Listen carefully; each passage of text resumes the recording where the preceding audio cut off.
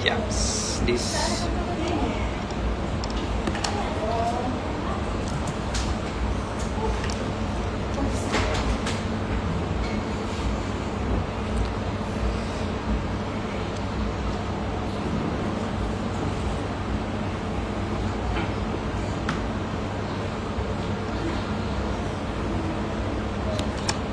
Coba.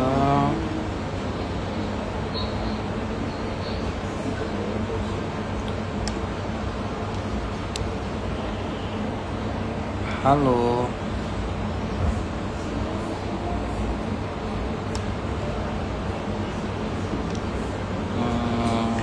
Tas.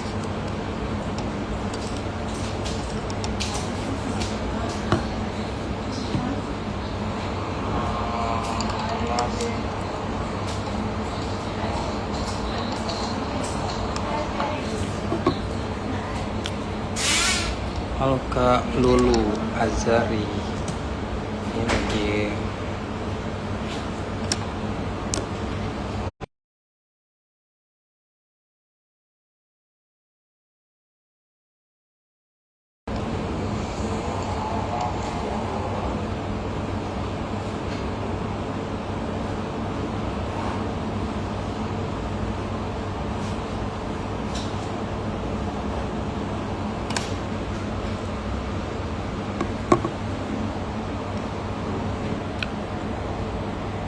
halo Kak Nurnikin. Jadi ini kita lagi nunggu Nurse Asna untuk join sama-sama dengan kita di ngopi session 1. Jadi sekedar mengingatkan kita tema yang akan atau topik yang akan kita obrolin yaitu tentang critical thinking perawat antara nurani dan logika di tengah isu kesejahteraan profesi.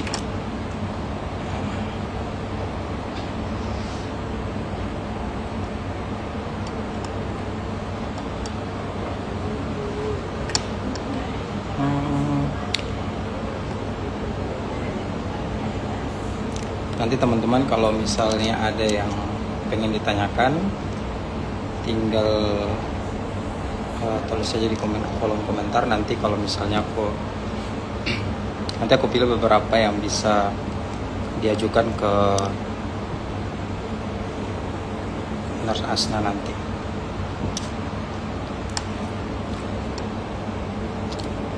Itu bagus nih.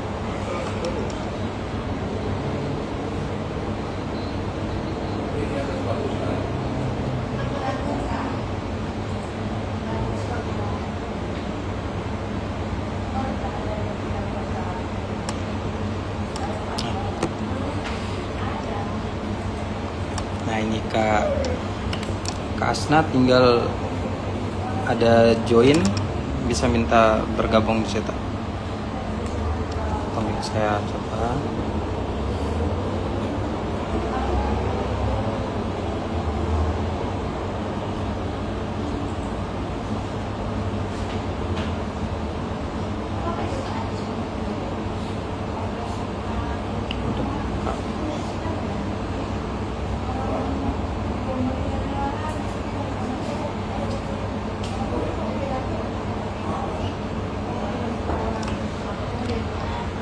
Halo Kak, nanti Kak bisa masuk di situ, ada tombol yang joinnya, request join, nanti bisa sama-sama di situ. Tunggu ya.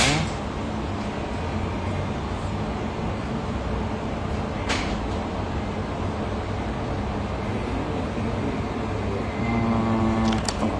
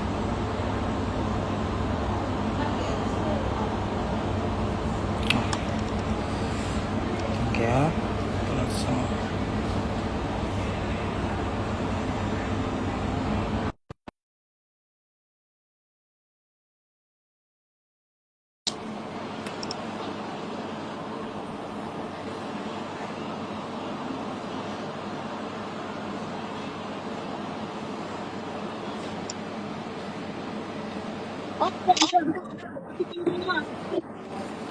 Nah, halo. udah bergabung nih Kak. Halo Kak, Halo. Ya. akhirnya bisa Oh, gabung ya. juga. Ya Udah udah. ya. Heeh.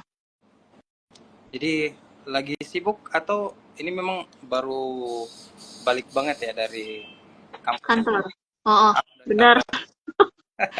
Nggak sih tadi 6:30. Mm-mm. Iya. Ini sebenarnya ini kayak pertemuan pertama pertama Mm-mm. banget ya. Iya, iya. Ya. Oke. Jadi sebenarnya ini kan awalnya kita mau ngobrol-ngobrol santai, tapi terus saya Mm-mm. kepikiran kayaknya baiknya kita langsung di live aja di IG biar mungkin teman-teman yang lain atau adik-adik mahasiswa juga bisa lihat juga kan, dan sekalian Mm-mm. kita Mm-mm. ngobrol. Jadi ini konsepnya ngobrol santai aja ya Kak. Nah, Oke. ngobrol Nah, tema tapi santai aja. Nah, saya juga udah buat apa kayak nama kegiatan atau nama acaranya itu ngopi. mm-mm. Ngobrol ngobrolin perawat Indonesia. Jadi Mm-mm. karena ini suasananya ngobrol jadi mungkin lebih santai aja ya. Nah, ini sudah ada beberapa teman-teman yang bergabung nih Kak. Ternyata banyak juga antusiasnya nih. Ya, sambil di ini ya, azan di sini udah isak. Kedengeran ya? Kalau saya Hmm, pakai headset ya. yang nggak apa-apa kan. Kalau di Manado kan mungkin udah sejam ya untuk itu. Di Di Depok, misalnya tepatnya di Depok ya. Kerja sih di Jakarta.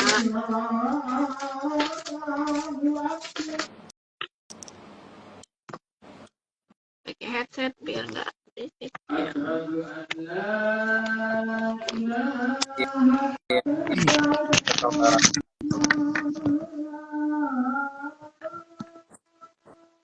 kalau di sini udah jam 8 ya, 8 lewat. Jam 8 ya, B 1 jam ya. Ya. Masih.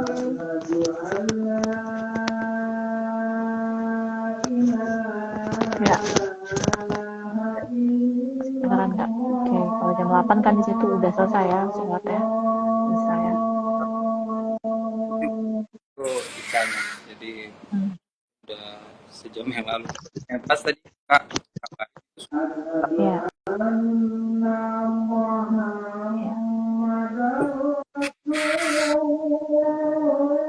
eh, Kak, ini Kak, ini juga teman-teman yang lain.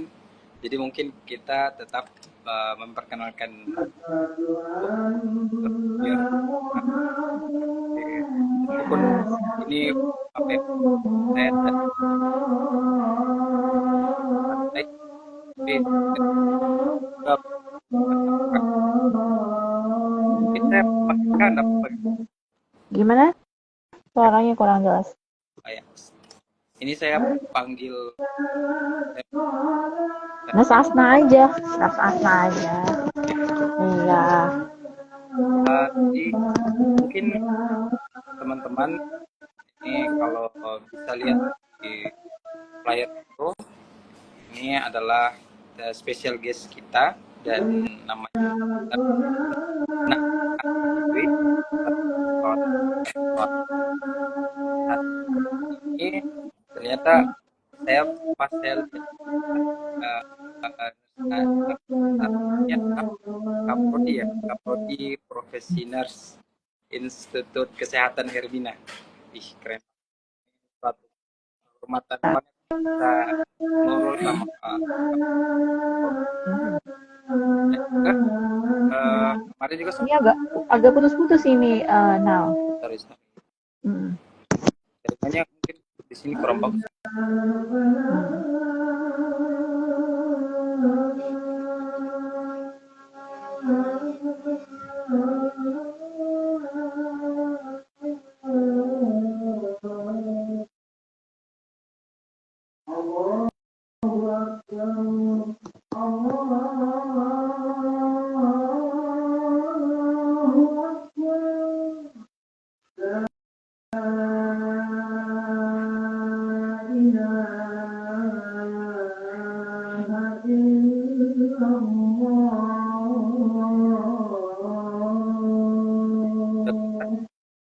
suara saya, Nurs?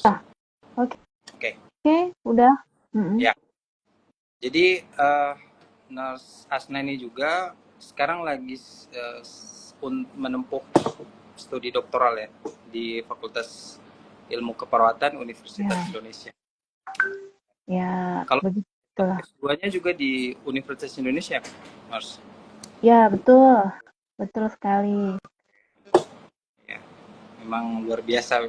Saya juga terkesima dengan saya bisa ngobrol dengan Nurs Asna, merupakan alumni UI juga sementara mengambil doktoral juga. Nah, jadi mungkin itu perkenalan singkat. Jadi kita langsung aja ya untuk coba ngobrol yang terkait dengan topik malam ini tentang critical thinking perawat antara nurani dan logika di tengah isu kesejahteraan profesi. Mungkin sedikit pengantar bahwa kondisi profesi perawat kita saat ini itu bisa dibilang agak jauh dari kata ideal dari segi kesejahteraan terutama maupun dalam hak-hak dalam dirinya sebagai seorang profesional gitu. Nah, kemudian di sini kemarin di awal itu kan kita sempat ngobrol ya Kak. Jadi tentang bagaimana pentingnya critical thinking gitu. Nah, di sini sebagai pertanyaan pembuka, mungkin saya ingin bertanya menurut Nurse Asna, kira-kira apa sih sebenarnya critical thinking dalam konteks profesi perawat itu sebenarnya gimana? Izin, silakan. Ya, baik. Ya, terima kasih Mas Inal ya. Baik, sebelumnya mungkin sudah dikenalkan, saya Asna. Tadi sudah ya, Vivi ya. Oke, kalau critical thinking sebenarnya kita ambil ya, kalau dari kata-kata itu kritis dari itu ya. Kemudian thinking, bagaimana cara berpikirnya. Untuk materi critical thinking sendiri sebetulnya lumayan banyak kajiannya gitu ya, tetapi mungkin kita bisa sederhanakan. Ini saya pakai dua device ya. Bagaimana seseorang itu bekerja, namun kalau dianukan dengan pekerjaan perawat itu bagaimana dia itu bekerja atau mengimplementasikan tugas-tugas keperawatan ya, itu dengan dianalisis dengan baik gitu. Jadi nggak serta-merta kita itu lakukan sesuatu by order, tetapi kita pikirkan, kita analisis betul atau tidak, tidaknya logis atau tidak. Nah, sebenarnya itu punya bahasan tersendiri. Bahkan kalau kebetulan saya sekarang di pendidikan itu ada mata kuliah proses berpikir kritis gitu. Ya, ada dia masuk mata kuliah sendiri. Jadi kita mengajak bagaimana mahasiswa itu memiliki kemampuan kritikal dalam apapun itu ya. Dia ditaruhnya di semester 2 ya kalau tidak salah ya, seperti itu. Jadi sebenarnya dari kata berpikir kritis ya. Berpikir kritis itu tidak serta-merta menerima apa yang dikasih atau disodorin orang lah gitulah bahasa hari-harinya ya. Kalau pakai bahasa ini kan kita ngobrol ya gitu.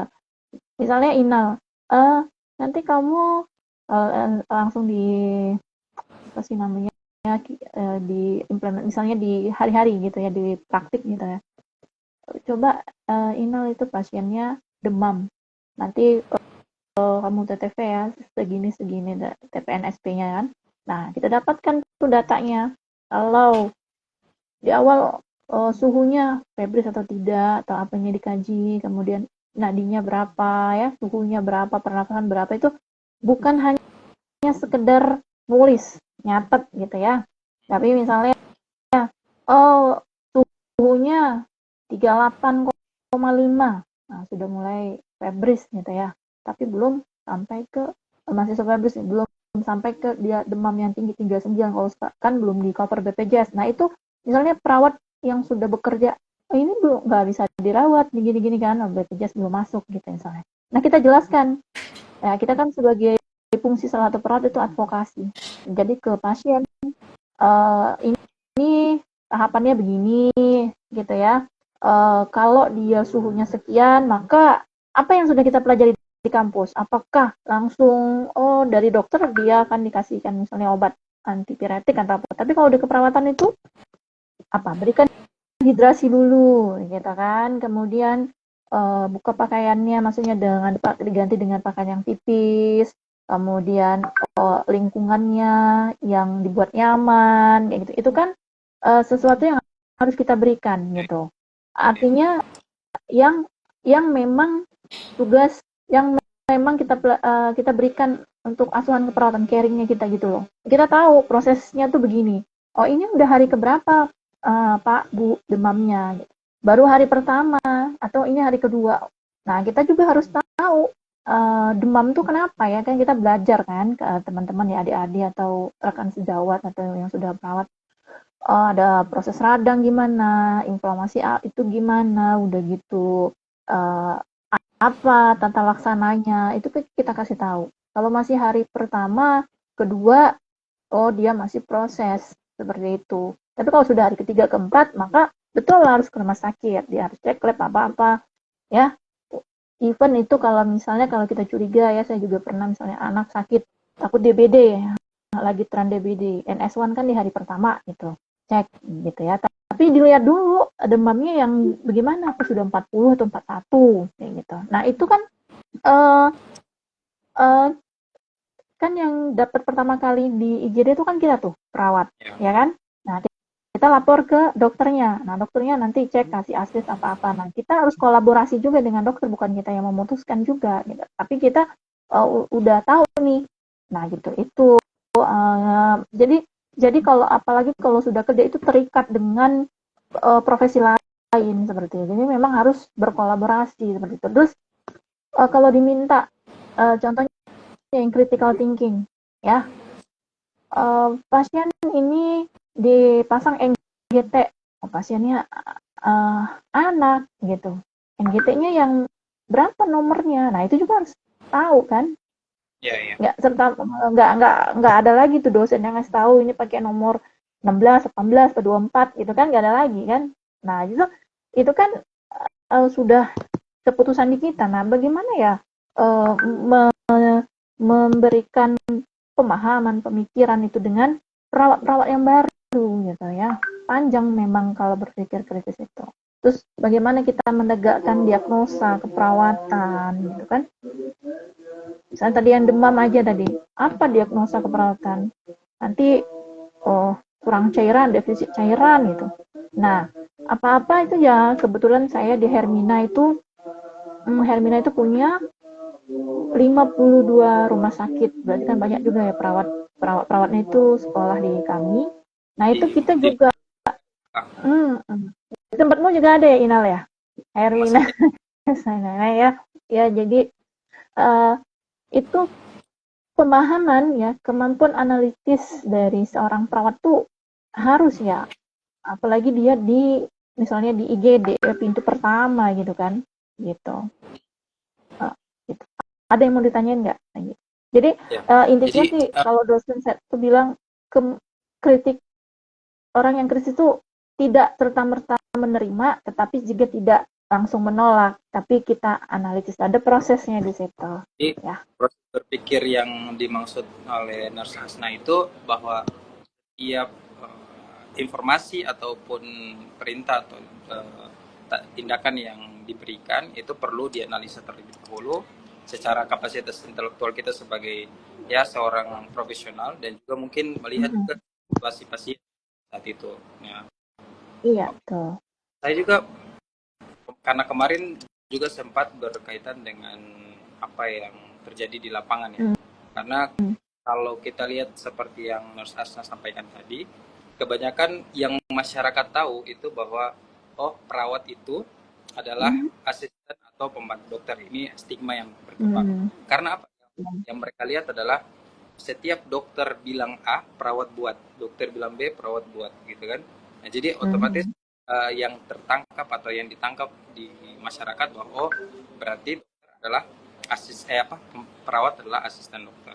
Nah, berarti ini juga merupakan peran penting dari berpikir kritis itu sendiri ya untuk bisa mengubah paradigma atau stigma masyarakat kepada perawat, gitu ya Kak Nars, atau bagaimana? Iya, iya, sekali lagi dokter ataupun nakes lain, farmasis, ya dietitian, kita itu mitra. Eh, Mungkin ya ada adik-adik mahasiswa di sini atau teman-teman sejawat juga yang di rumah sakit itu sudah kenal namanya interprofessional collaboration. Di rumah sakit juga sudah digaungkan itu, di mana kita itu sebagai mitra. Tetapi seseorang yang mau dianggap mitra itu juga harus memiliki pengetahuan yang cukup. Bagaimana misal dokter spesialis nanti dia bicara dengan perawat, tetapi kalau dia mempunyai kapasitas yang sama, maka kalau orang yang kayak saya sama Ina atau apa, kalau kita punya pemahaman yang sama tadi dengan demam gitu misalnya, anak yang masuk dengan demam, ini kenapanya misal sudah dirawat gitu ya, ternyata bukan hanya demam, dia dengan penyakit lain gitu ya, ini kenapa nih? Nah, perawat itu bisa melaporkan keadaan umum si pasien, mungkin dia dengan ada kasus lain, demamnya itu apa gitu, apakah ada infeksi lain atau apa gitu ya, misalnya ternyata cistitis atau apa, ditambah juga ada mungkin dia dehidrasi, ternyata apa, itu kan dicek di awal ya, asesmen di awal ya, pas di IGD dia masuk, ini kategori masuk rawat atau enggak gitu kan, gitu. Kalau dia demam sudah tinggi dengan kejang demam, terus ditambah juga mungkin ada komplikasi lain, nah itu kemampuan dalam menganalisis pasien itu juga ada di perawat juga. Kita kan dokter itu kan biasanya kalau di IGD 1 atau 2 gitu ya. Nah, kalau kita juga punya kemampuan merawat si pasien, mengkaji pasien dengan tepat, itu juga jadi pertimbangan dokter untuk dia diagnosa. Gitu kan dokter kan memberi diagnosa ya. Kemudian dokter umum itu akan konsul ke spesialisnya gitu. Nah, itu kan juga pasti ada proses diskusi dengan perawat di situ. Nah, kalau perawatnya tidak memiliki pengetahuan yang cukup, ya, itu gimana? Gitu kan? Jadi Iya.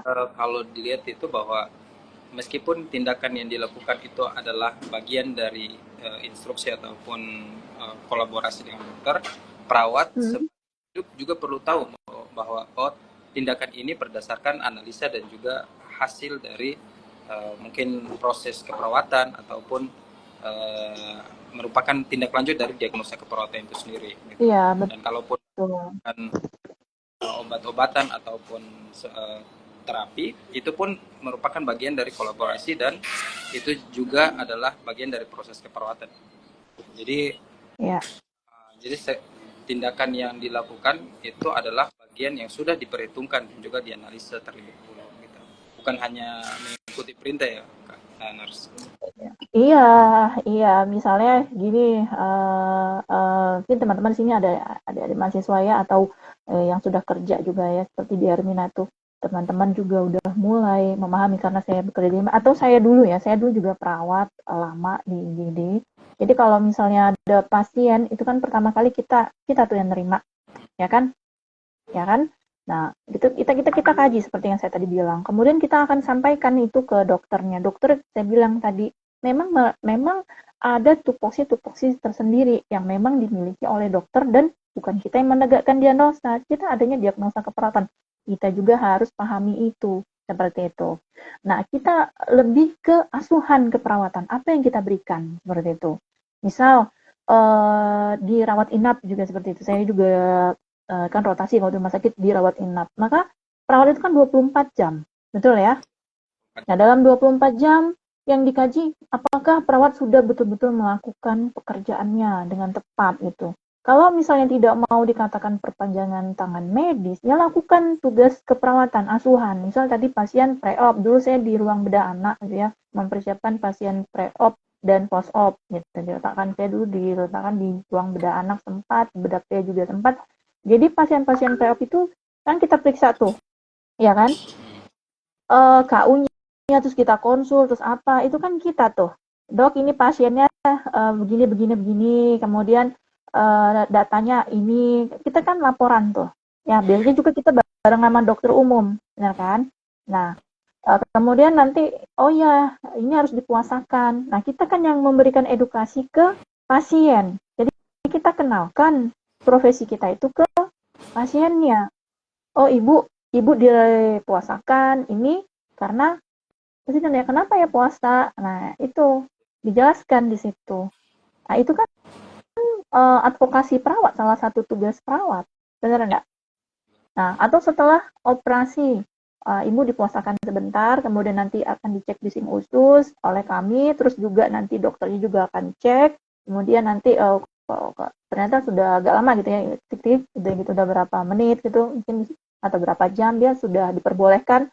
Oh iya Bu, nanti bisa kita melakukan ambulasi atau apa ya, misalnya pasien post APP kan 3 hari ya di rumah sakit. Pas setelah operasi kan itu bisa kita segera ambulasikan gitu kan. Nah, itu kenapa tuh diambulasikan? Itu kita jelasin ke ke pasien, keluarga pasien, kita edukasi. Bukankah waktu pas mahasiswa kita juga memang diajarkan seperti itu? Nah, itu juga di implementasi gitu. Jadi mereka juga tahu itu tugas-tugas perawat gitu. Atau kemarin ya saya lihat juga di media perawat, oh ada yang bilang tugas perawat kok, saya kurang tahu bahasa Jawa ya, mohon maaf. Oh cuman intinya itu kok nyuci, seka mandi gitu ya, udah gitu bersihkan BAB-nya. Perlu diketahui memang itu 14 kebutuhan dasar manusia. Memang kita melakukan asuhan kepada saya pun nggak jijik ya, memang membersihkan itu. Coba kalau bayangin kalau pasien itu nggak dibersihkan, kayak gitu. Dia di ICU. Siapapun itu yang sakit, pasti perawat itu yang memandikannya. Kemudian memangnya sama antara orang lain yang memandikan pasien tersebut dengan perawat yang mandikan. Misalnya pasien stroke, mana dulu yang dilakukan? Kita memandikan pasien itu ada ilmunya juga. Dari mana? Dari bersih ke kotor atau kotor ke bersih? Tahu kan? Dari head to toe. Dari mana dulu lokasinya? Bersihin mata aja ada aturannya. Ina masih ingat nggak? Ya, masih. Ya, dulu saya pernah juga di ruang luka bakar. Jadi memandikan pasien luka bakar. Bau kan? Memang kan kebakaran ya. Kita perawat nggak bisa kita bilang, wah ini pasien bau kita nggak mau ngelakuin. Nggak begitu kan, kita juga udah disumpah pas sudah lulus. Betul nggak? Ya kan? Kita mandikan pasiennya, kita ganti balutannya, terus bagian-bagian yang busuk emang dibiarkan aja. Enggak kan? Terus balutannya yang sudah bau itu diapain? Nah, itu juga proses critical thinking kita. Kalau misalnya itu dibiarkan, apa yang akan terjadi? Ada bisa infeksi loh, sepsis. Coba kalau perawat nggak ngerjain itu. Iya kan? Nah, kemudian pasien itu dimandikan. Pasti suhunya ya diperhatikan, apa perlu diselimuti. Kita lihat juga respon pasiennya. Nah, itu kan kemampuan kita menganalisis antara misalnya pasien X dengan pasien Y pada saat kita mandikan ya. Dan misalnya tadi saya sebagai perawat di luka bakar itu memandikan si pasien itu. Respon si pasien X sama pasien Y itu beda. Benar nggak? Nah, kita lihat juga kondisi lingkungan. Biasanya ya memang lebih suhunya lebih dingin atau apa, dan itu juga bisa membuat hipotermi pasien. Itu harus kita pikir, itu kan salah satu bentuk kita mikir, bukan hanya kita mandi-mandiin aja gitu kan. Bukan, jadi bukan, menurut saya itu adalah profesi yang mulia, dan mengerjakan itu berdasarkan ilmu ya, nursing science and art ya. Kalau dibilang art, betul ada artnya.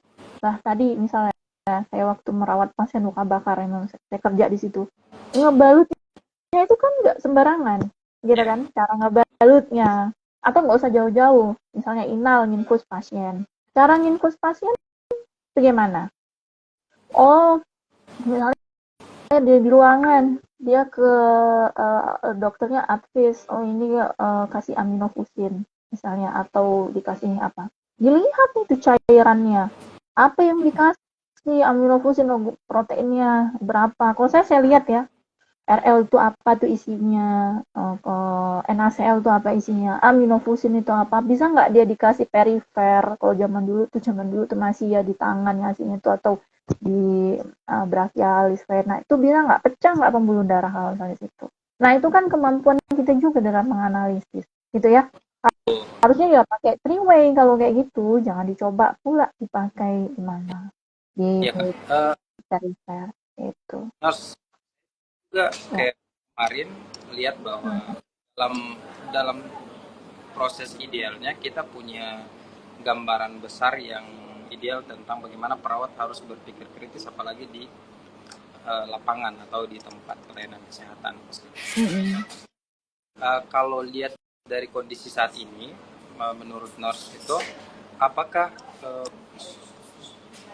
praktik berpikir kritis yang terjadi di saat ini itu sudah maksimal yang dilakukan oleh perawat-perawat, atau minimal untuk mahasiswa, atau belum? Harus. Kalau itu ya belum bisa dijawab ya, nanti kan ini kan umum ya. Secara global kita kan belum tahu gambaran apa namanya perawat di Indonesia. Kalau misalnya secara umum pun artinya kan mendeskripsikan dari ujung Indonesia dari barat sampai ke timur gitu kan, mesti harus penuh kajian. Tetapi kalau di dalam pendidikan secara kurikulum itu memang ada gitu, harusnya sama. Tetapi kan balik lagi, kemampuan dari kita, dari baik itu perawatnya ataupun dosen yang mengajarkan, ataupun baik itu pemerintah atau apa, harus punya kebijakan yang sama gitu. Kalau mau memiliki perawat yang critical thinking-nya baik, maka sistemnya juga harus baik. Dan kalau sistemnya harus baik, menurut saya kita juga harus ada di sistem itu. Ya, saat ini udah banyak ya perawat-perawat yang kritis ya, termasuk nurse internal ya. Kemudian kalau di sosmed itu banyak pegiat-pegiat sosmed, perawatnya saya lihat ada.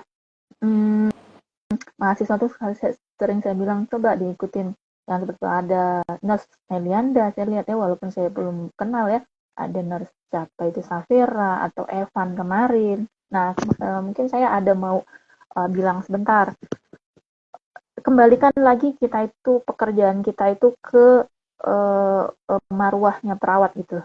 Apa SOP kita sebagai perawat itu apa gitu ya, SOP tindakan ya, jangan melanggar yang bukan, jangan melanggar aturan yang memang bukan untuk kita. Banyak pekerjaan perawat itu selain dari yang lain-lain itu ya, kayak memotong kuku aja perlu nggak Bu critical thinking? Ya perlu. Coba pasienmu kalau itu stroke terus kukunya udah panjang, nah kalau dia ngegaruk bisa luka. Nah kalau luka berarti nanti bisa nyebabin infeksi juga tuh, kasihan. Atau apa kalau dia nggak sadar apa, ya tarik tangannya atau apa, pasien dengan seperti itu kan yang consciousness ya. Nah jadi kita harus apa kan, potong kukunya, oh ya ini tugas saya nih, nggak ragu untuk yang seperti yang memang tupoksi kita lakukan. Nah kalau kita pinter atau apa, kak juga entrepreneurship, salon-salon aja menghasilkan dengan pedikur manikur, benar nggak Inal? Kenapa perawat yang punya ilmu itu nggak dibuat gitu ya? Atau sekarang udah banyak bikin home care, perawat juga sudah banyak diberikan boleh diizinkan untuk membuka praktik mandiri ya. Saya lihat itu banyak yang sudah mulai seperti itu ya, perawatan pasca operasi, home care, merawat gini. Nah itu kan mulai dari ide-ide kreatif ya nggak gitu. Tetapi sekali lagi kita praktiknya gunakan area keperawatan gitu, jangan ke yang lain-lain. Mungkin ada yang masih di daerah yang apa gitu, kecuali daerah tertentu memberikan pertolongan tuh hati-hati juga ya gitu ya. Itu kembali lagi kita punya regulasi gitu. Ini saya juga punya, kita agak bergeser sedikit dari pemikiran critical thinking yang klinis. Nah, saya juga punya gambaran bahwa ternyata masih, kan salah satu peran perawat kan sebagai advokat pasien. Nah, di situ kita perlu melihat bahwa ternyata dalam sistem kesehatan itu kan tidak semuanya dia menguntungkan pasien ataupun bermanfaat untuk pasien. Salah satu yang perlu kita lakukan sebagai advokat itu kan memberikan pembelaan kepada pasien terhadap sistem yang kurang baik. Nah, tapi saya, yang pengalaman saya yang dapatkan itu, kebanyakan perawat itu belum mampu menyuarakan protes ataupun hal-hal yang berkaitan dengan sistem yang merugikan pasien. Gitu. Kira-kira itu apakah itu juga bagian dari upaya pemikiran kritis atau gimana? Maksudnya sistem yang merugikan pasien itu yang seperti apa? Misalnya antrian yang paling contoh yang paling mudah, misalnya sistem antrian. Misalnya kalau belum efektif, biasanya perawat itu jarang ya bersuara gitu. Jadi kayak biarkan saja begitu. Itu kan bukan urusannya dia gitu. Kalau misalnya contoh antrian yang seperti apa nih nurse, biar kita jelas. Kayak misalnya antrian pada saat di UGD biasanya kalau misalnya pasiennya banyak kan. Nah, terus menumpuk pasiennya, terus saya kan beberapa pasien yang lain kan tidak mendapatkan pelayanan nih. Nah, yang pasien awam itu atau keluarga pasien yang awam kan selalu mendesak entah itu perawat atau dokter bahwa mereka harus mendapatkan pelayanan. Nah, di situ kan kalau kita lihat dari kacamata yang lebih besar, berarti ada sistem yang kurang maksimal di situ kan. Nah, kira-kira apakah perawat bisa menyuarakan itu sebagai bentuk pemikiran kritis atau bagaimana? Kalau bisa ya bisa aja. Tetapi untuk menyuarakan sesuatu itu kita nggak bisa lagi, maksudnya bukan, kita nggak bisa langsung, karena ada rame gitu ya, misalnya di rumah sakit X menumpuk itu bisa sampai 2 hari atau 3 hari. Saya juga pernah ngalamin itu. Nah, apa yang bisa kita lakukan? Ya, di situ ada yang namanya, tiap-tiap rumah sakit sekarang itu ada yang namanya kotak saran. Nggak ada. Oh, ya udah, saya nih ya, rumah sakit yang gede aja gitu. Maka saya komen itu di Instagram dia. Saya nggak takut. Ya, boleh dicek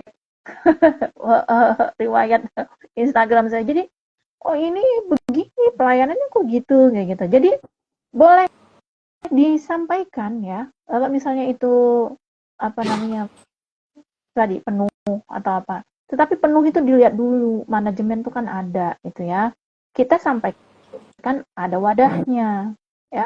Nggak bisa juga kita itu protes gitu. Harus ada wadahnya. Suaramu nggak akan didengar juga gitu.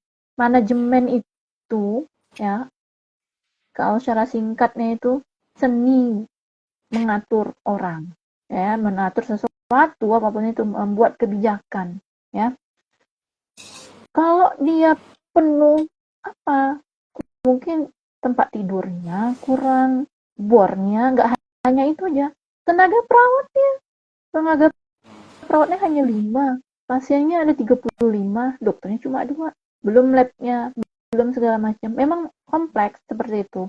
Jadi kalau kita mau sampaikan, kalau kita mau itu, buat dulu datanya, kamu riset dulu. Karena kalau kita bicara by riset itu ada feedbacknya dari rumah sakit tersebut, dan rumah sakit kan juga butuh feedback. Dia juga butuh, pasti dia juga memikirkan yang hal-hal yang seperti itu. Kalau dia penuh, misalnya ini jadi mesti ditambah nih kapasitasnya atau gini, itu pasti ada di pemikiran orang manajemen rumah sakit itu.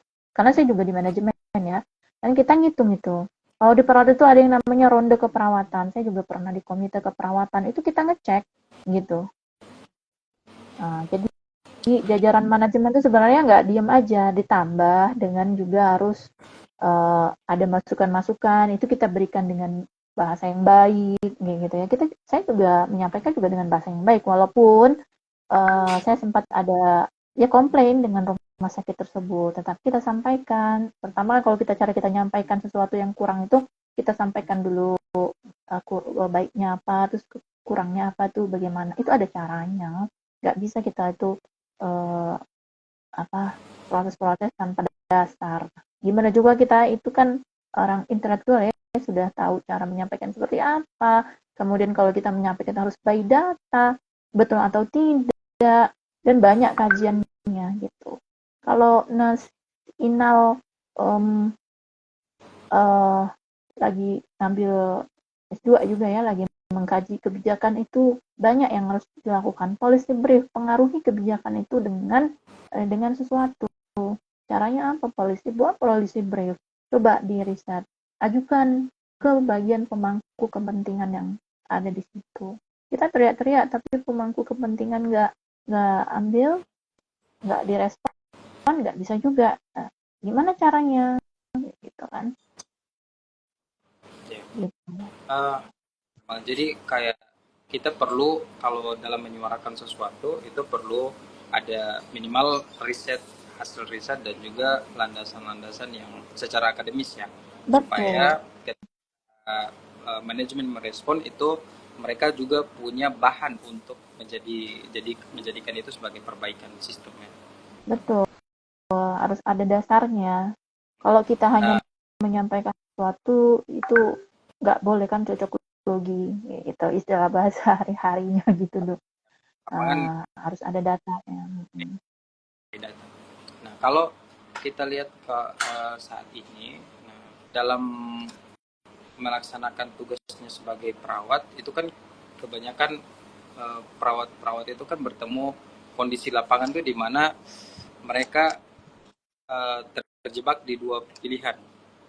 Misalnya kita kasih contoh pasien yang BPJS lah misalnya. Nah, pasien BPJS itu kan seringkali mereka terkendala dengan administrasi. Terkendala administrasi dalam sebelum mendapatkan pelayanan. Nah, di saat yang sama itu saya baru dapat info tadi, ada salah satu rumah sakit di Sulawesi Tengah kayaknya itu mereka ada pasien yang memprotes bahwa anaknya sudah ada tapi belum dilayani. Ternyata secara administratif BPJS-nya itu belum bisa dilayani. Nah, sementara perawat itu kan ada di frontliner. Nah, jadi yang dimaki-maki, yang dimarah-marahin itu perawat. Gitu. Sedangkan sistemnya adalah sistem. Nah, saat itu kita kan dihadapkan pada dua pilihan antara nurani kita atau empati untuk segera melakukan perawatan atau kita menunggu sistem administratif di BPJS gitu.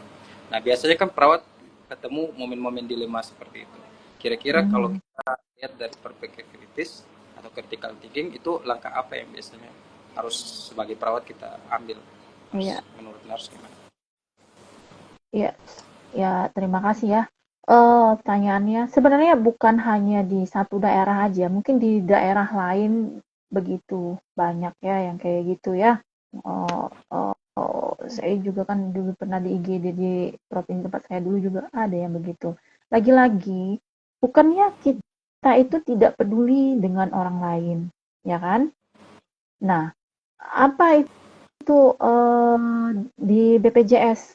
Berarti bagian BPJS-nya ini kan yang harus segera dihubungi kayak gitu. Kemudian misalnya nih dia perawat pelaksana, itu kan masuk ke dalam manajemen konflik ya. Kalau di kita itu sudah ada manajemen konflik. Misalnya Ina yang lagi jaga nih, Ina ngeliat kayak gitu. Memang ada itu rasa empati, tetapi bukan mengabaikan si pasien tersebut. Karena apa? Kalau dia mau langsung ditangani, itu kan tetap butuh sistem. Betul nggak? Dia masuk, dia didata, datanya nggak ada. Nah, ya pasti ada juga pengecualian untuk hal-hal yang kondisi darurat atau gawat darurat. Gimana kalau pasien itu anjal, anak jalanan, terus dia ketabrak, masa nggak ditolong sama perawat sama nurse-nya di situ? Nggak mungkin seperti itu. Pasti ditolong. Kemudian orang yang tidak punya data sama sekali atau apa, biasanya juga bukan biasanya ya, ada aturan yang menetapkan bahwa ini kalau di dalam kondisi gawat darurat, maka itu akan ditolong seperti itu. Diapakan dulu, pasti ada. Dan kalau kapasitasnya itu perawat pelaksana, masih awal gitu ya, dia rasa empatinya tuh tinggi gitu. Bukan berarti orang yang nggak menolong dia tuh nggak empati, nggak kayak gitu. Karena orang yang bisa nolong tuh harus punya power satu lagi, ya. Kamu misalnya sebagai perawat, misalnya saya nih sebagai perawat, ini gimana ini? Tapi datanya nggak ada, nggak dimasukin. Apa? Ada orang yang kita tulis ya di IGD, saya tadi ditaruh Mr. X aja gitu. Waktu itu dapat apa sih, gelandangan atau apa gitu ya disebutnya, ada yang anjal apa nggak sadarkan diri, memang nggak kita tolong Nas Inal kayak gitu. Ada protokol-protokol tertentu. Nah, si perawat tersebut pasti kalau dia sudah bekerja tahu itu. Kalau misalnya dia nggak tahu, dia punya pimpinan, ada Katim, ada kapernya, ada kepala perawat atau head nurse, ada CCM. Maka kita laporkan kalau kamu nggak punya power situ, sampaikan itu begini. Kemudian keluarganya diedukasi, oh ini belum ada datanya, maka bapak segera harus bla bla bla. Daerah tersebut, apakah daerah itu punya alokasi? Itu pucuk pimpinan pasti juga punya protokol yang kayak gitu. Apakah itu diberikan kepada dinsos kayak gitu? Atau siapa yang akan menanggung untuk pertama kali? Karena kalau misalnya saya nih jaga setiap hari ada yang seperti itu, misalnya Inal atau saya, pasien nih ya udah deh, pasien umum berbaik hati, bukannya kita nggak boleh ya berbaik hati, membayar gitu. Coba sehari ada berapa orang yang seperti itu kan masalah di sistem, bukan di si perawatnya itu. Makanya balik lagi ke personalnya, kita harus tanamkan itu, perawat itu empati, bukan tidak peduli dengan orang, sekali lagi gitu ya. Jadi dalam melihat satu ini, perawat juga perlu punya pengetahuan tentang sistem itu ya, minimal kayak Iya misalnya betul.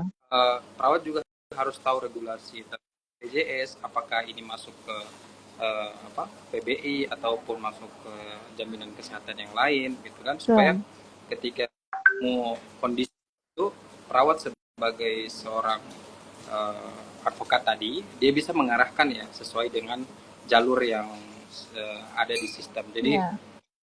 saya tuh rasanya kasihan karena kita apa ya, pasien kan kalau misalnya kita tidak paham sistemnya, pasien selalu bilang saya ini sudah bayar setiap bulan, saya gajinya dipotong gitu, tapi kenapa saya datang ke sini tapi tidak dapat pelayanan gitu. Itu kan kalau kita tidak paham sistemnya, kita juga merasa bersalah kan. Kalau merasa bersalah, dia sudah dipotong gajinya, Iya. tapi kenapa kita nggak bisa menolong? Tapi ternyata tidak Iya. seperti itu masalah Iya, sistem. betul. Iya, betul itu Nars. Kalau kita artinya bukan tidak peduli dengan orang atau dengan pasien atau dengan apapun itu, tetapi segala sesuatunya bahkan di kita hal yang bertentangan dengan kita, bukan kita mengabaikan. Ya kita catat kalau misalnya Nurs Inal atau siapapun itu sangat peduli, ya lakukan, coba diteliti.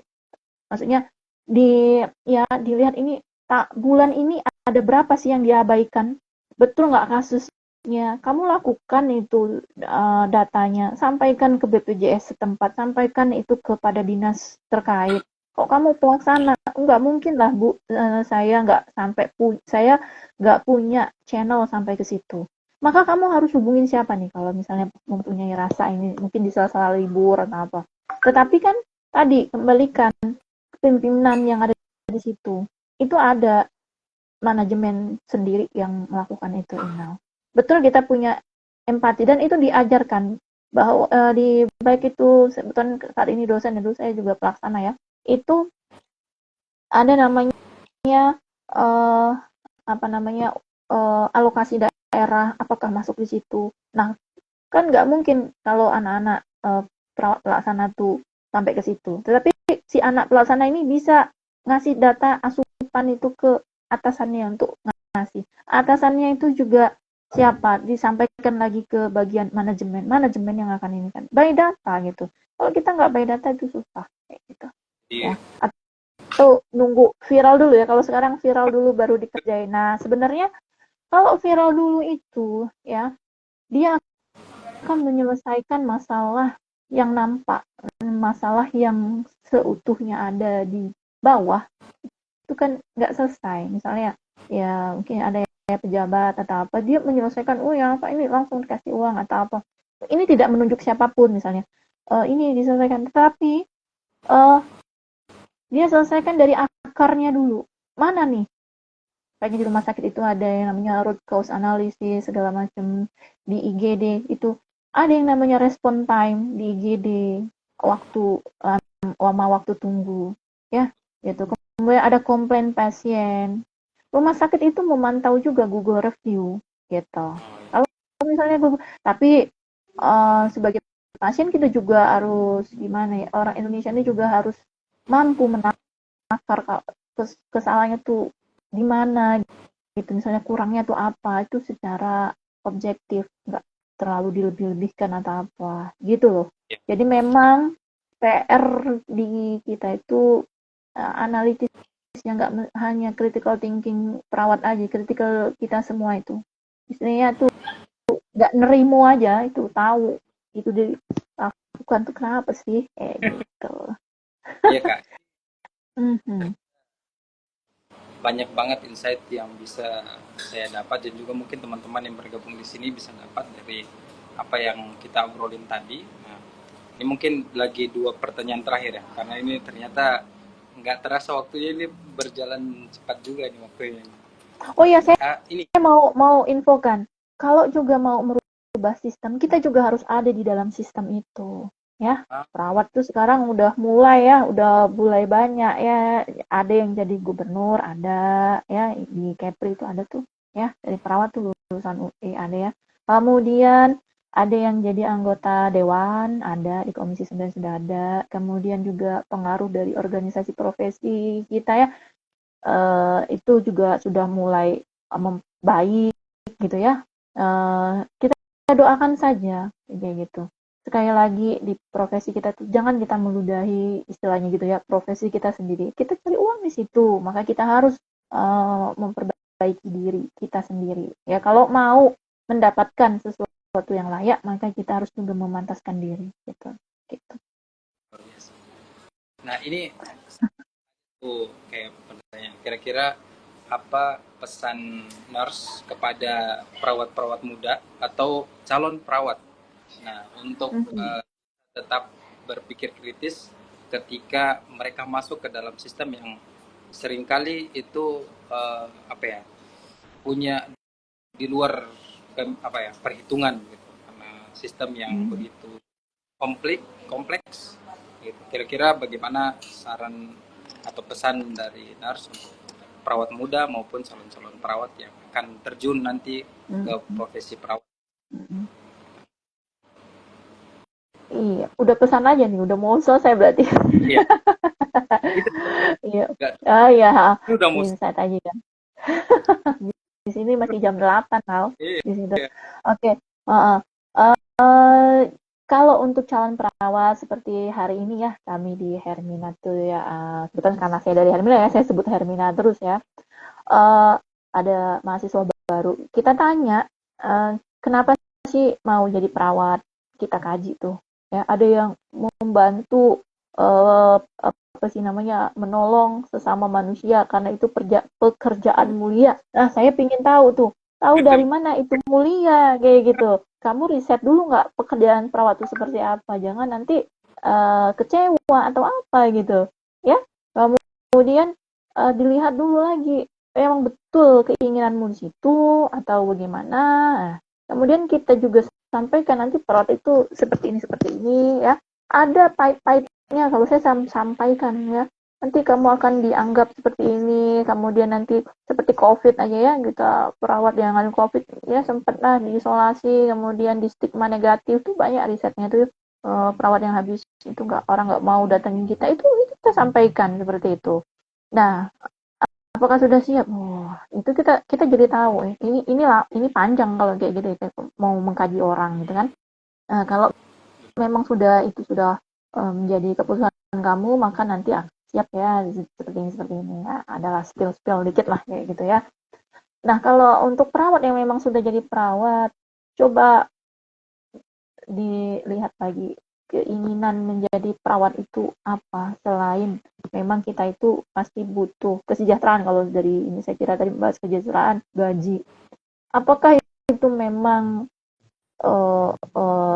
layak, cukup untuk dia gitu kan. Karena saya dulu juga pernah ya, baru lulus tuh TKS ya, tenaga kerja sukarela sebentar di salah satu rumah sakit itu yang tadi saya sebutkan.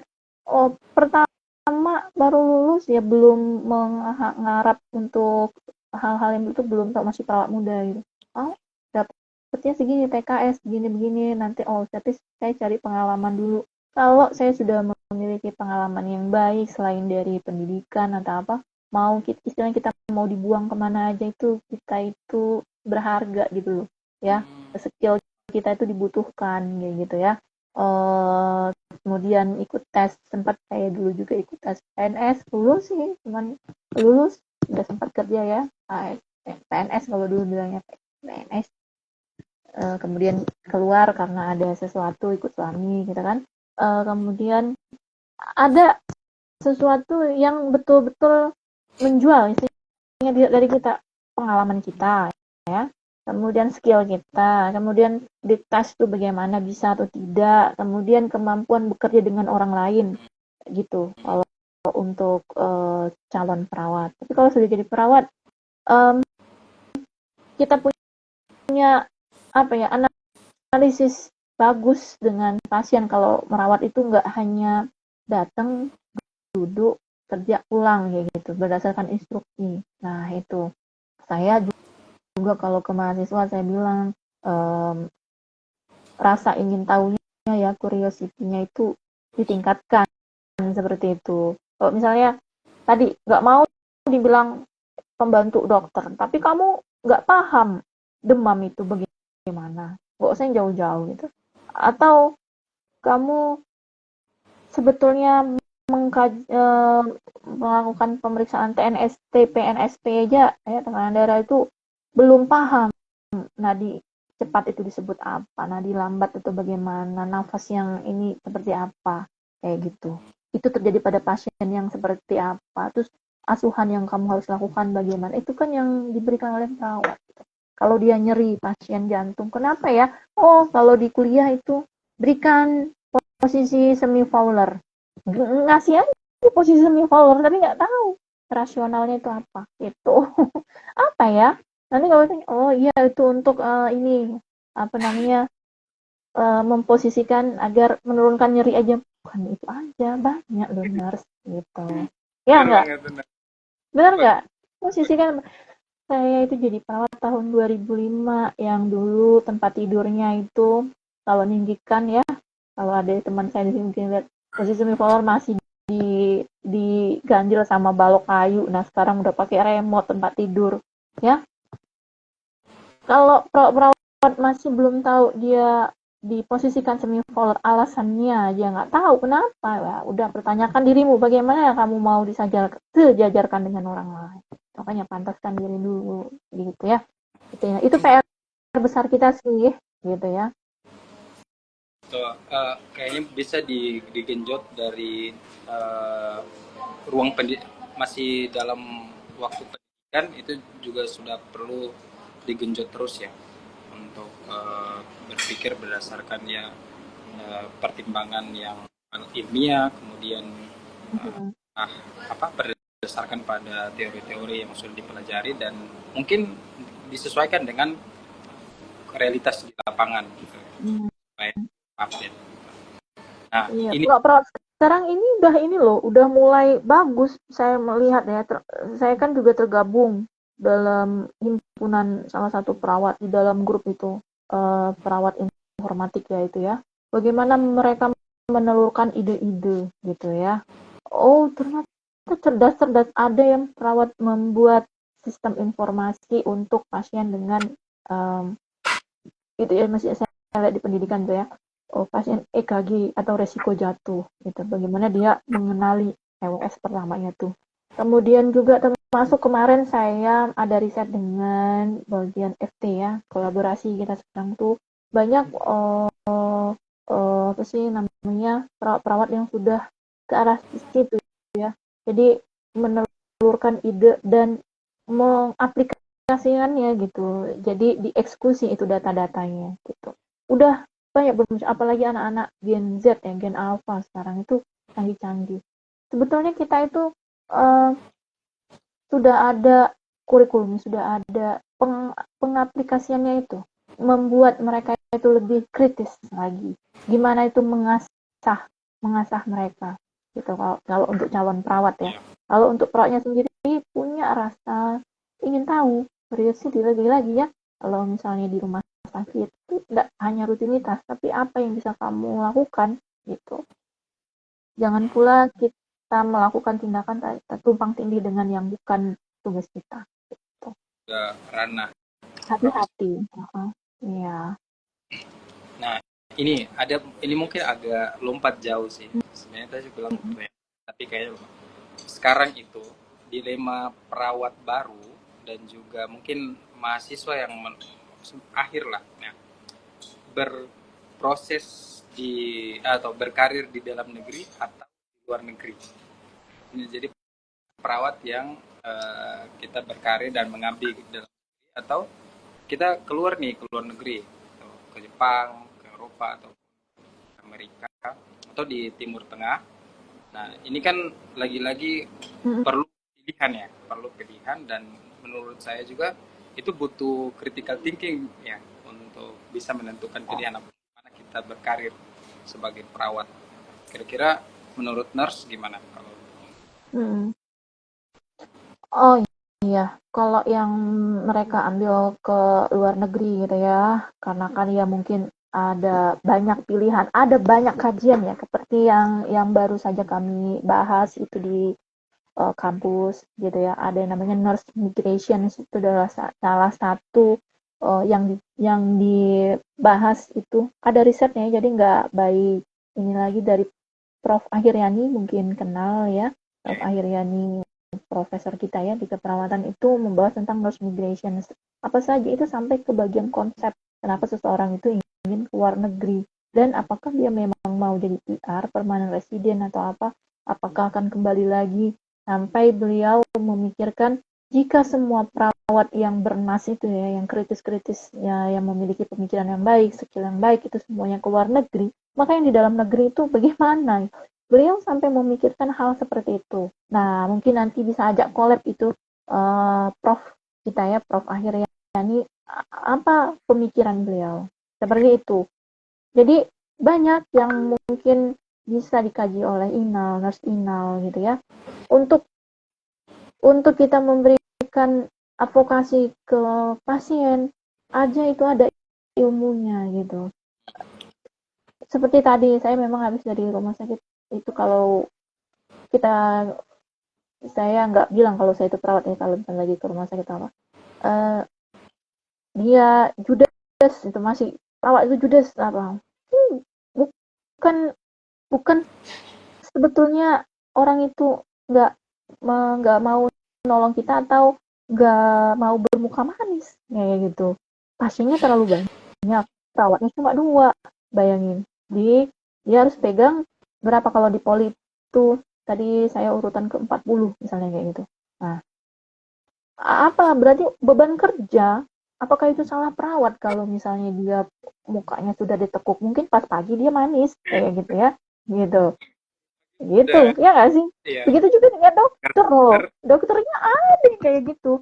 Tapi saya juga ketemu dokter yang selalu senyum terus, ada perawat yang baik gitu ada, tapi nanti yang disorot orang tuh lebih seneng negatif ya, yang keluar ya. Coba yang positif seperti dulu pas praktik ya, saya kan dulu ya di RSM, itu kakak perawatnya wow luar biasa ya, memperlakukan pasien itu.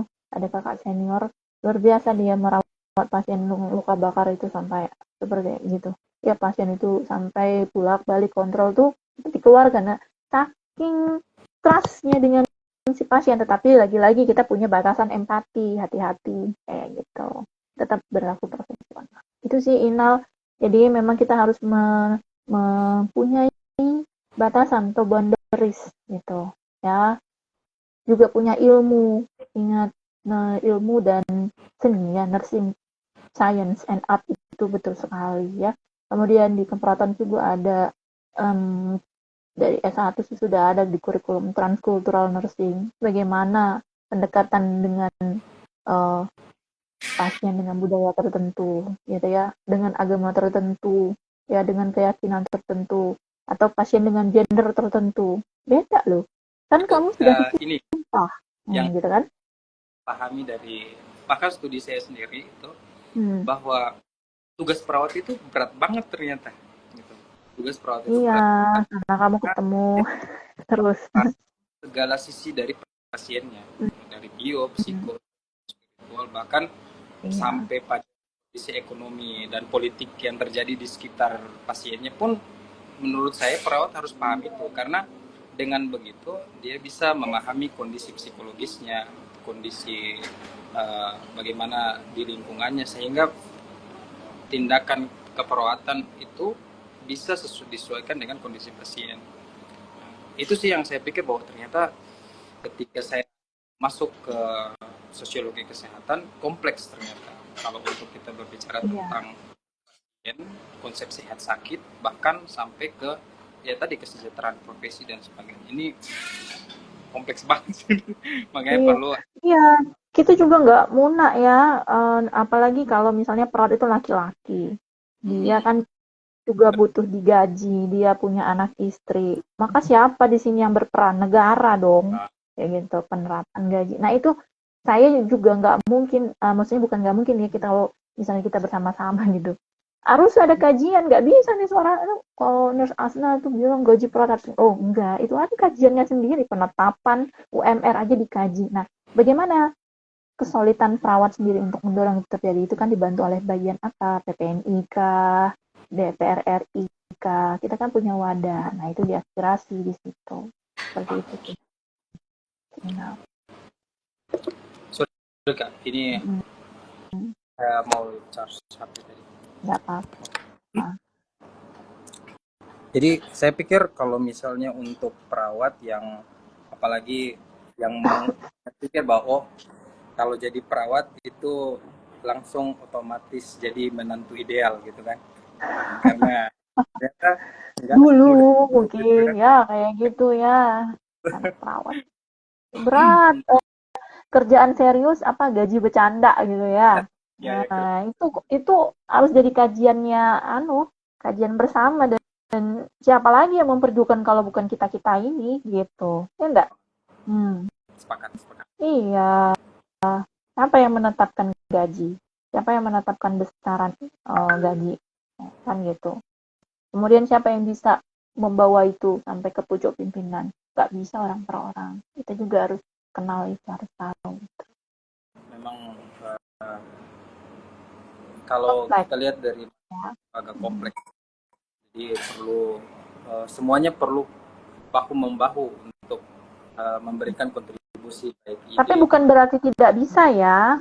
Makanya tetap ini berat satu tubuh ya, bisa, satu sakit. Karena ini kan kalau kita belajar anatomi fisiologi kan, dari sel sampai ke sistem itu kan semuanya terhubung gitu. Makanya perawat sih kalau saya, untuk bisa maksimal semuanya harus kerjasama ya, nggak boleh ya udah yang lain aja gitu, biar yang lain berjuang, kita aja berdiam-diam gitu. Terus semuanya ya pemikiran yang positif itu juga harus dikembangkan dari diri kita. Bagaimana orang mau punya pemikiran yang positif kalau kita juga selalu mengkritik ini, yang mungkin lebih kita bangun itu bahasanya, caranya atau apanya, itu yang penting tujuan itu tercapai, tetapi dengan cara yang baik seperti itu. Kalau ada kesalahpahaman segera diperbaiki, kembalikan lagi ke regulasi, aturan atau apa gitu. Jangan lupa juga libatkan pihak-pihak yang terkait ya, terutama ya kan, ya kayak tadi misalnya konflik atau apa, maka siapa yang harus kita hubungi pertama kali gitu. Itu juga mesti hati-hati gitu ya, bukan berarti tidak peduli ya.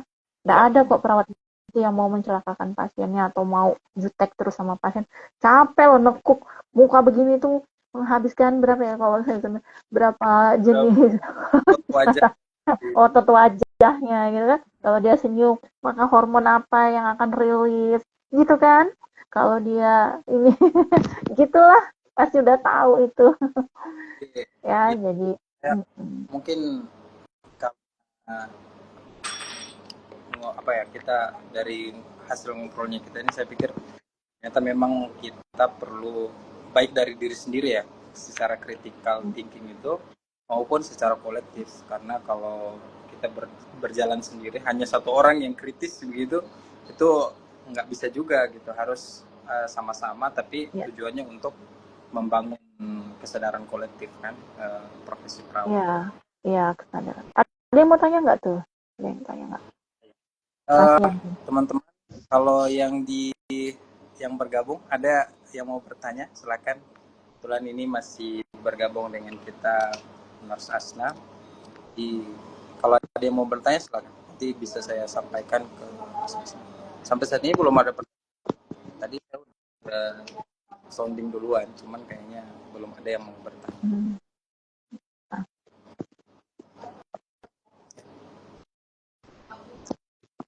Teman-teman, silakan kalau ada yang mau bertanya, mau memberikan mungkin saran atau kritik juga nggak apa-apa ya.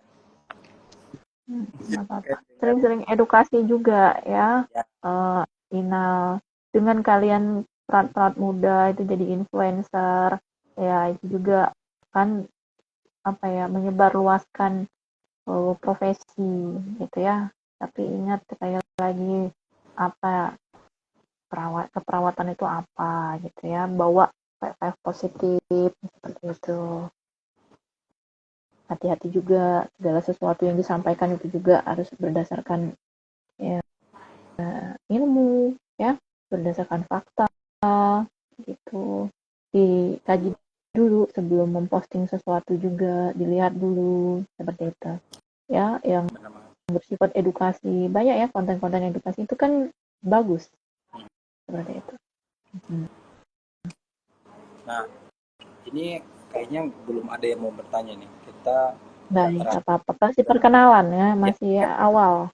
pertama awal. Sebenarnya kan tadi awalnya kita mau ngobrol santai, tapi ya udah sekalian aja launching untuk ngobrolin perawat Indonesia, ngopi. Nah, ini kayaknya kita sebenarnya kalau kita ketemu ini pasti panjang Ini ya ada untuk diskusi. komen nih dari Arifin Ridwan. Oh, ini ada komen. Kalau Hai kritikal Ridwan. diri saja tidak secara kolektif, kurang bisa efektif. Nah, ini kira-kira bagaimana? Tadi sudah disampaikan tadi, kalau belum kolektif berarti critical thinkingnya belum, nggak bisa efektif atau gimana, Mas? Gimana? Dari Mas Ridwan ini sampaikan, kalau critical thinking dari kita sendiri saja tidak kolektif, itu kurang bisa efektif. Akhirnya Ya, masih satu dua orang aja nih yang kritis gitu. nggak apa-apa. Itu kan kita tidak apa ya, kita itu membangun orang, tidak kita ayo ayo ayo, tapi mulailah dulu dari diri kita sendiri. Kalau Ridwan Arifin di rumah sakitnya sudah mulai membangun critical thinking, itu juga bisa menyebarluaskan. Nanti kalau Ridwan teruskan itu ya, punya rasa ingin tahu, curiosity, lanjutkan terus kan, orang itu akan melihat, nggak akan diem aja kayak gitu ya. Wah, dia cara ngerawat Ridwan misal di mana nih Ridwan dinasnya gitu ya, dia jaga malam tapi dia begitu care dengan pasiennya, terus pasiennya juga biasanya kan ada responnya dari pasien, terus dia lebih apa, oh enak misalnya dengan pasien perawat. Kadang ada nih ya teman saya yang di ICU, dia hanya mau dengan perawat itu. Ya kenapa kok dengan itu? Nah padahal kan seharusnya sama, perawat itu sama, tapi kok nggak punya kemampuan sama perawat yang itu. Nah itu teman-teman juga berupaya untuk itu. Bagaimana kita mau membangun sesuatu yang kita harapkan, tetapi belum dimulai-mulai. Jadi daripada kita menyalahkan yang lain atau apa, coba dari kita masing-masing dulu. Inal begitu, Arifin begitu, Mulai yang di dari sini diri yang sendiri melihat dulu ya. iya satu-satu ya, kayak sapu lah. Kalau cuma satu batang nggak bisa dia nyapu, tapi kalau 1000 batang sapu dia bisa nyapu gitu. Tunjukkan dulu di Kemenkes, perawat tuh begini-begini. Tapi kalau kita dengan perawat yang baik itu akan meningkatkan derajat kesehatan masyarakat. Terbukti dari apa ini?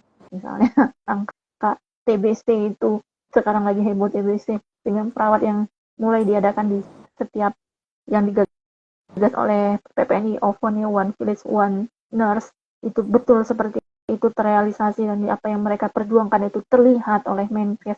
Ya bisa saja gajinya dinaikkan, guru sudah dinaikkan, kenapa perawat belum, kayak gitu. Jadi kita mau ngebanding-bandingin sama guru, ya kita buktikan dulu, kita nggak usah ambil yang negatifnya, itu loh, bangun dulu dari Intinya kita kita. harus buktikan dulu. Iya, pasien tapi pasiennya nggak nyambung-nyambung, padahal Ini perawatnya ya, sampai ada sertifikat public speaking loh. Nah, emang udah banyak ya pelatihan public speaking. Kembali ya. Ini boleh langsung dijawab atau apa nih? Inal. Oh, sebentar nih, saya takut terlupa. Yang mana nih Inal yang mana ini? Kak Okta. Oh enggak, yang di atas nih Inal. Masih dari Bang Ridwan lagi. Ridwan. Jadi perawat kebanyakan pelimpahan wewenang klinis dari profesi lain. Nah, jadi mungkin pertanyaannya adalah seperti yang kita bahas tadi, perawat kok kayak cuman lakuin tugas-tugas atau pelimpahan wewenang dari profesi lain ya, dokter, apoteker dan sebagainya. Itu Iya. Nah, perawat itu kan ada pekerjaannya sendiri ya. Misalnya bukan misalnya Ridwan di ruang dinas di ruang apa? Ya, kalau Ridwan rawat inap, ya diminta apa itu pelimpahan, mesti jelas juga pelimpahan wewenang klinis dari profesi lain itu seperti apa ya. Saya dulu juga lama jadi perawat di ruang rawat inap gitu, pernah di IGD juga pernah, di ruang rawat khusus juga pernah. Pelimpahan yang seperti apa yang diberikan kalau dia dirawat di ruang rawat inap, Pak Infus seperti itu yang kemarin juga sempat viral gitu ya. Kalau itu memang kita pelajari, ya ada SOP-nya dan itu masuk tupoksinya. Oh, mungkin pembagian fee seperti itu. Nah, itu tadi lagi-lagi Ridwan nggak bisa langsung minta fee ke mana bagian keuangan manajemen rumah sakit. Tetapi harus lewat mana Ridwan? Ridwan punya datanya. Ridwan harus bersuara.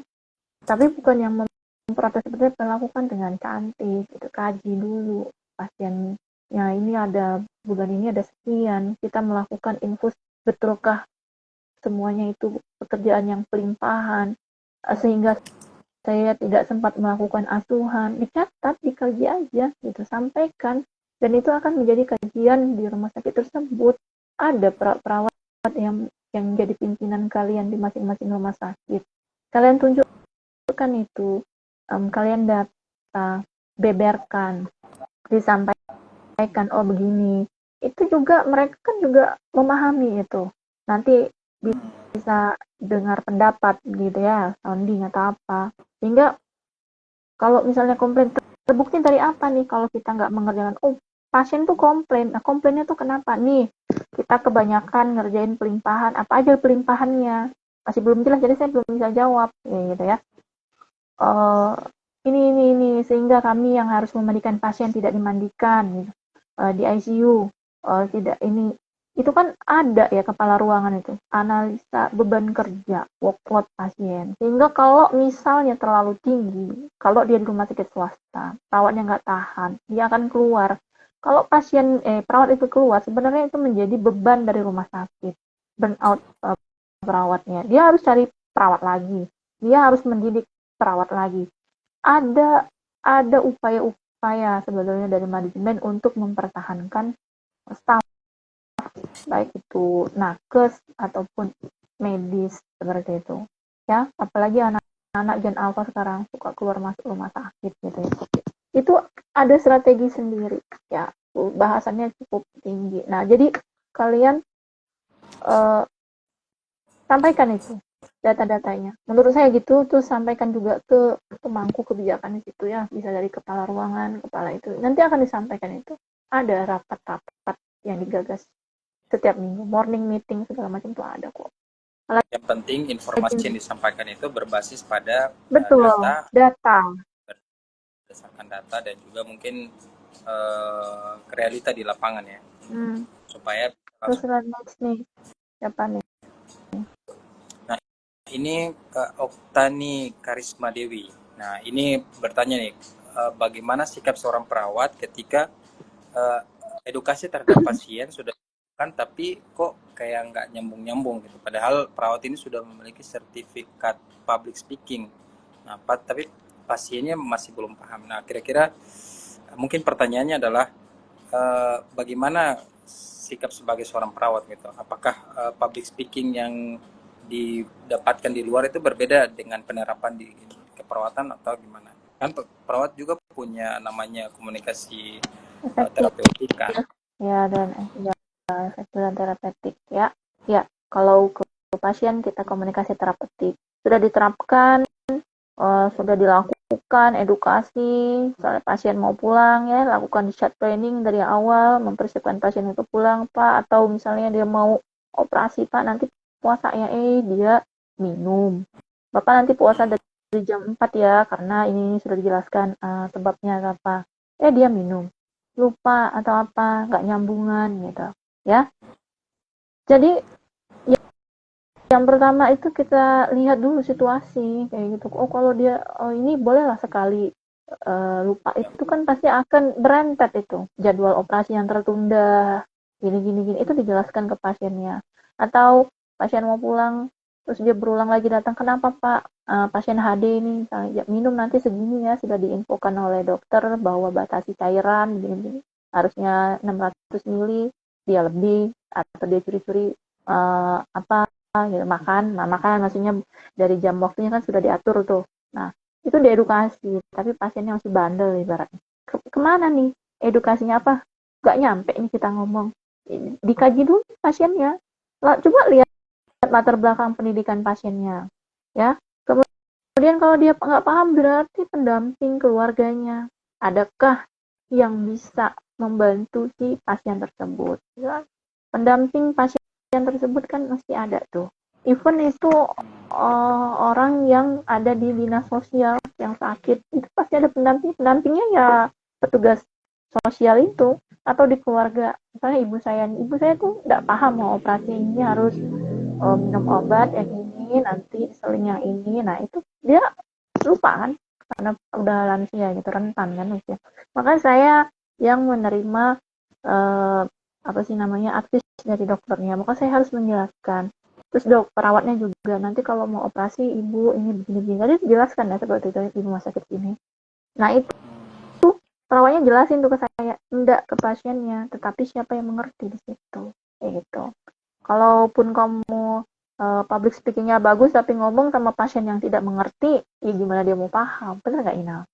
Ya, itu ya Okta, cari bahasa juga ya, bahasa mungkin kan pasien juga ada juga yang mungkin belum paham, mungkin bahasa yang formal atau gunakan bahasa sederhana, yang terapeutik ya. Kalau ke pasien itu seperti apa penerimaan dia paham nggak ya, ternyata dia pasiennya tuh bahasa daerah Jawa ya, saya nggak ngerti tuh bahasa Jawa apa ya gitu, tapi taunya yang dasar-dasar aja, maka kita cari temen yang mampu pakai bahasa daerah tuh, bahasa kalau di sini Sunda saya sama sekali nggak paham gitu, maka saya minta teman saya yang paham bahasa Sunda ini, Mbah ngomong apa ya, gitu.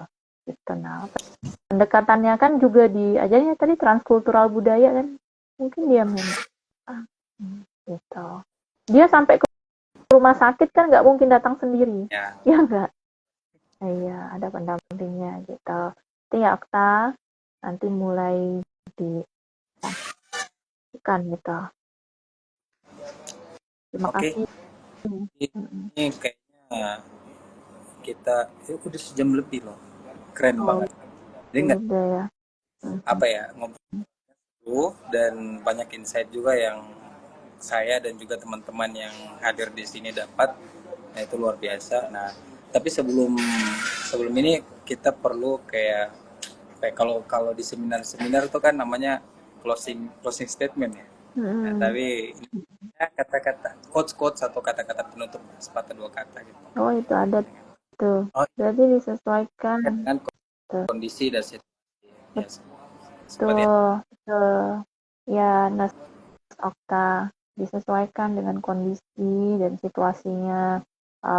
Latar belakang juga. Misalnya Nas Inal nih, lulus ntar dia PNS, ternyata dia ditaruh di Aceh, dia nggak ngerti bahasa Aceh, gimana cara ngejelasinnya, budaya di situ. Oh, misalnya saya kalau ngomong ini bukan berarti marah kayak gitu kan, kayak ngegas gitu ya, karena memang budaya mungkin itu beda kita gitu. Kalau teman yang dari Jawa Solo, misalnya dari Jawa Tengah Jogja, itu halus. Oh gini, ya di mana bumi dipijak, di situ langit dijunjung. Ya, sama dengan menyesuaikan dengan kondisi dan situasi. Ya, ada orang yang ngegas seperti itu, rekan kerja nih. Dapat orang yang dari misal Sumatera Utara. Bukan berarti mereka itu ini marah sama kita, tapi memang seperti itu. Oh, caranya begitu dan itu bukan dibilang marah atau apa, nanti dibilang lagi-lagi kita harus tahu transkultural budaya. Kan perawat juga ada kajian itu ya, pelajaran itu juga ada. Dibekali dengan itu ada. Benar nggak? Dulu dapat itu nggak, Inal? kalau itu belum ada. Oh, Kalau waktu saya di ada. transkultural itu baru juga ya, tapi menarik sih. Mhm. Kalau oke, nurse, kayaknya kita ini Cukup. cukupi aja nanti karena ini kan pertemuan pertama ya. Ini kan juga ya mudah-mudahan bukan pertemuan terakhir. Saya harap ini bisa jadi sesi-sesi ada sesi-sesi berikutnya karena Hmm. saya masih tertarik banget dengan topik yang berkaitan dengan transkultural budaya gitu. Ya, Nah, itu bagus. kayaknya perlu ada satu sesi khusus untuk membahas itu. Mhm. Karena ya ini kan kayak dengan ras, budaya, agama, etnik juga. Jadi perawat itu kayaknya wajib nih punya skill transkultural budaya untuk bisa beradaptasi dengan pasien. Ini salah satu contohnya kan ini disebutkan ke Okta ini bahwa terkait dengan komunikasi. Mhm. Hal yang sekecil komunikasi saja ternyata masih perlu banyak apa ya, usaha, perlu banyak kajian dan Mhm. juga Mhm. akan kan. Jadi nanti Mhm. kita ketemu saja di next session dengan topik yang tadi.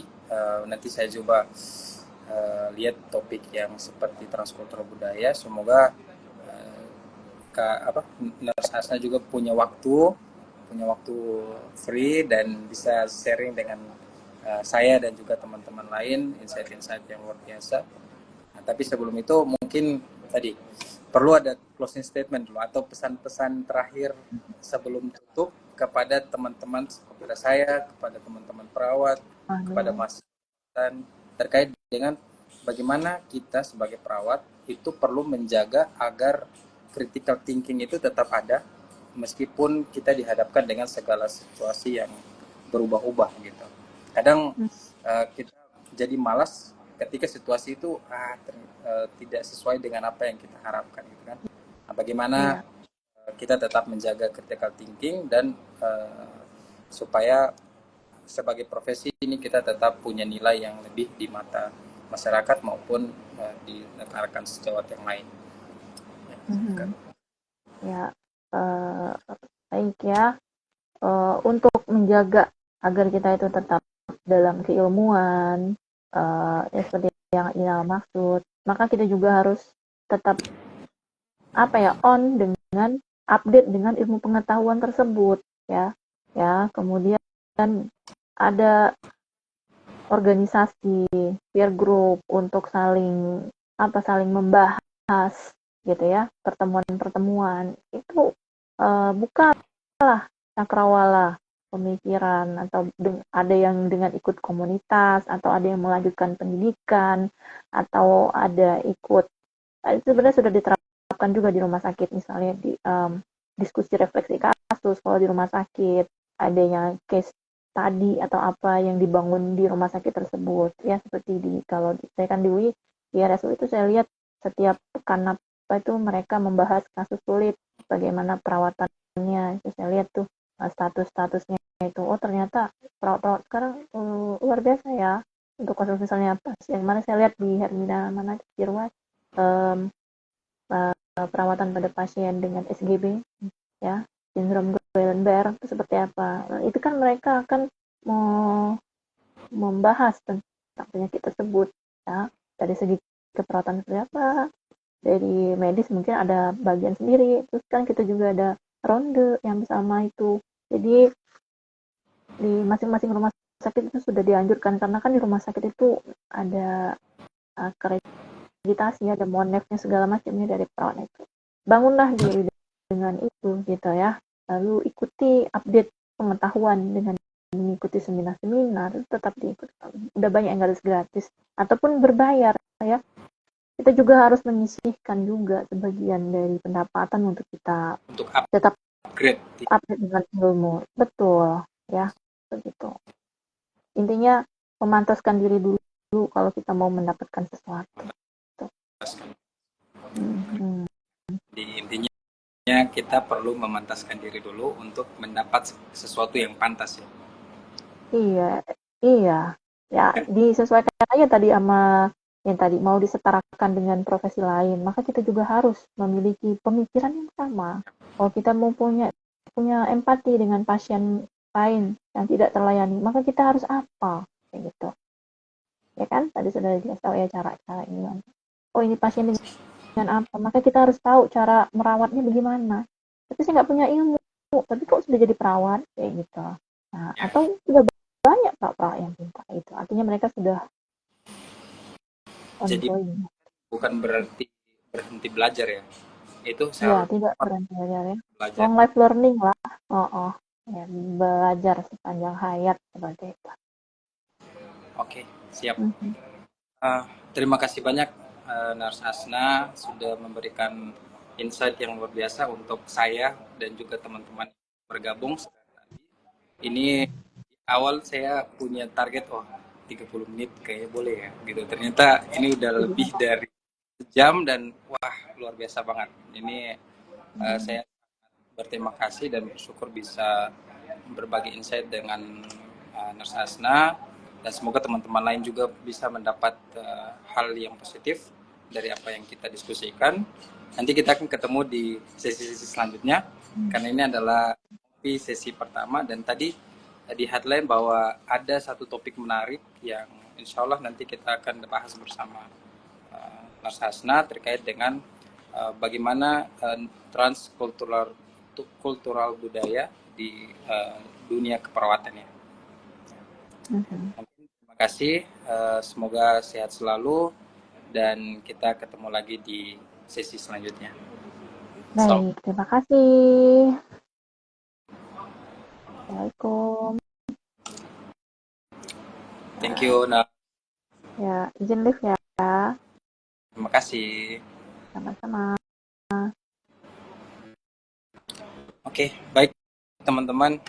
Thank you kita sudah 1 jam lebih, 1,5 jam kita berdiskusi dengan Nars Asna yang merupakan Kaprodi dari Institut Kesehatan, Kaprodi Profesi Nars dari Institut Kesehatan Hermina, dan semoga dapat insight yang baik dan bermanfaat untuk calon perawat dan juga perawat di masa depan. Terima kasih semuanya sudah bergabung.